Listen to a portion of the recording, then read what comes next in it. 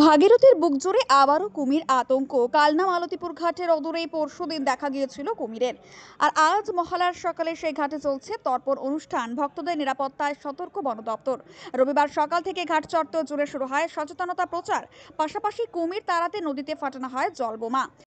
Water বোমা ফাটাচ্ছি, তো সেখানে কি হবে না, ওর জন্য যদি জলের নিচে যদি কোনো কিছু থাকে সে এখান থেকে চলে যাবে। আচ্ছা, তো সেই জন্য এটা ফাটানোর ফলে কোনো জীবজন্তু এখানে থাকবে না, মৃত্যু থাকবেই না, আর মানুষও এখানে সচেতন হতে পারছে। তো সেখানে যাতে মানুষ যেন বেশি দূর না আসে সেজন্য আমরা প্রচারও করছি।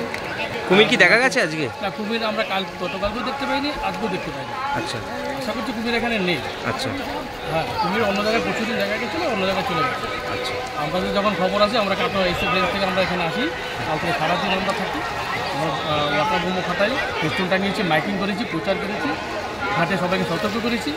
তো আমরা সেইভাবে কিন্তু কুমিরের আর দেখা পাইনি, যদিও আমরা নিজে দেখিনি, একটা ভিডিও আমরা দেখতে পেয়েছিলাম। তো সেই জন্য আমাদের পুরো কাটো এসে ব্রেঞ্চ থেকে পুরো টিম আমরা এখানে চলে এসে কাজ করছি, ঘাটে ঘাটে সবাই আছি। তো আমরা বোট নিয়েও প্রচার করছি। এটা কোন জায়গা? এটা হচ্ছে মালতীপুর ঘাট, ছাত্রীঘাট। আচ্ছা, আপনার নাম? আমার নাম রাজেন চন্দ্র, বিএস, ঝাড়নগর বি। ভোর থেকে বন দপ্তরের কর্মীরা উপস্থিত থেকে এলাকাবাসী ও তীর্থযাত্রীদের নিরাপত্তার বার্তা পৌঁছে দেন।